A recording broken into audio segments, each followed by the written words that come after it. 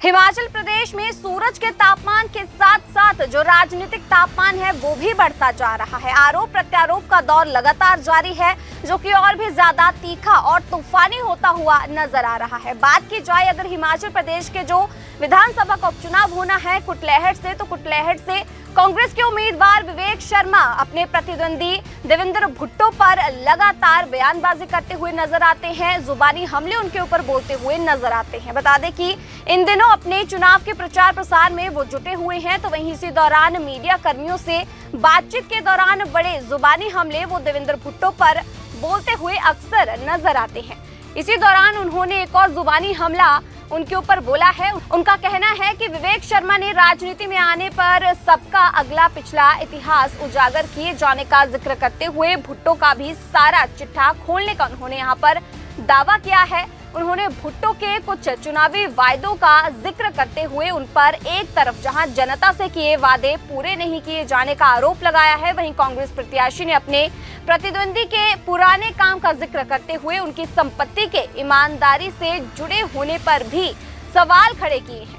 कांग्रेस प्रत्याशी ने भाजपा प्रत्याशी पर तीखे प्रहार करते हुए उन पर अधिकारियों को डरा धमकाकर टेंडर रद्द कर दोबारा बढ़ी हुई कीमत से टेंडर जारी कराने का आरोप लगाया है। यही नहीं, विवेक शर्मा ने देवेंद्र भुट्टो पर जनता के रक्षक की जगह भक्षक के रूप में काम करने और जनता का खून चूसने का भी बड़ा इल्जाम यहाँ पर लगाया है। क्या कुछ उन्होंने कहा है, आइए आपको सुनवाते हैं। टेंडर में हमेशा जब उसकी टेंडर को बढ़ाया जाता है तो टेंडर में 10% से ऊपर कॉस्ट नहीं की जाती, मगर टेंडर को जब उसको रद्द कर दिया जाता है, रद्द करने के बाद जब नया टेंडर लगाया जाता है उसकी जो कॉस्ट होती है वो, मैंने तो ये कहा नहीं कि आपने टेंडर को आपने री टेंडरिंग उसमें, मैंने कहा कि उस टेंडर को आपने कैंसिल करके दोबारा टेंडर लगाया, दोबारा टेंडर करके आपने उसकी कॉस्ट बढ़ा दी, तो वो कॉस्ट जो है 4 महीने में कैसे बढ़ गई, जो 10% से ऊपर नहीं बढ़ सकती है।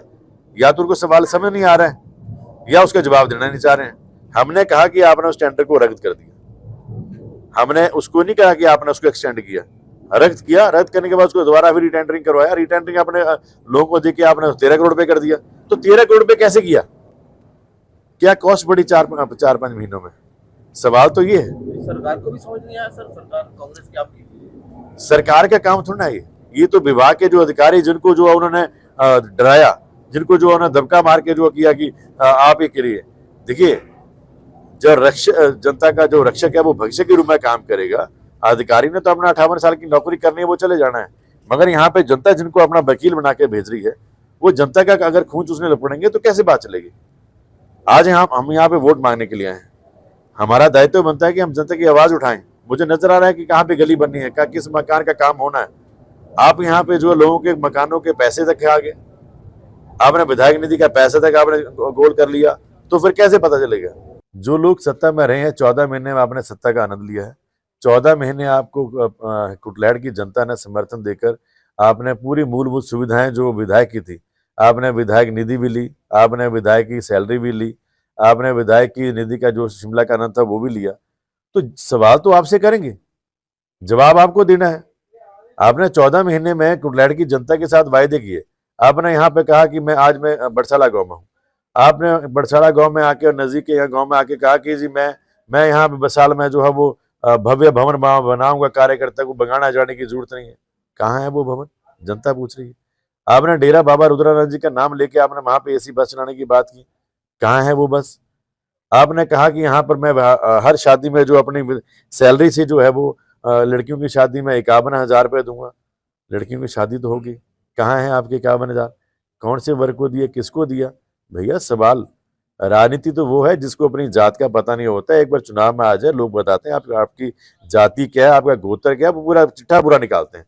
तो अब आप जब आए हैं आप चुनाव के लिए, तो हम निकालेंगे उसका गोत्र भी बताएंगे, कौन से गोत्र से आए थे, पीछे क्या करते थे, शराब के ठेके के ऊपर सेलमैन थे, वहां से आपने शुरुआत की। और कोई व्यक्ति जो करोड़पति क्यों नहीं बन गया, और कोई व्यक्ति आज सामाजिक तौर के ऊपर पैसे क्यों नहीं बांट रहा है। ईमानदारी से जो व्यक्ति पैसा कमाता है, वो अपनी जेब से पैसा खर्चता है, तो किसी को देता है तो उसको बताता है भाई ईमानदारी की कमाई से मैं दे रहा हूँ, इसमें आपको 5,000 रुपये दे रहा हूँ। बेईमानी के पैसे को आप लड़ो, वो तो जो आप जिस रास्ते से पैसा आया तो उसी रास्ते से जाएगा। तो स्वाभाविक है कि ये चीज जो है वो बड़े दिन चलने वाली नहीं है, जनता सब जानती है।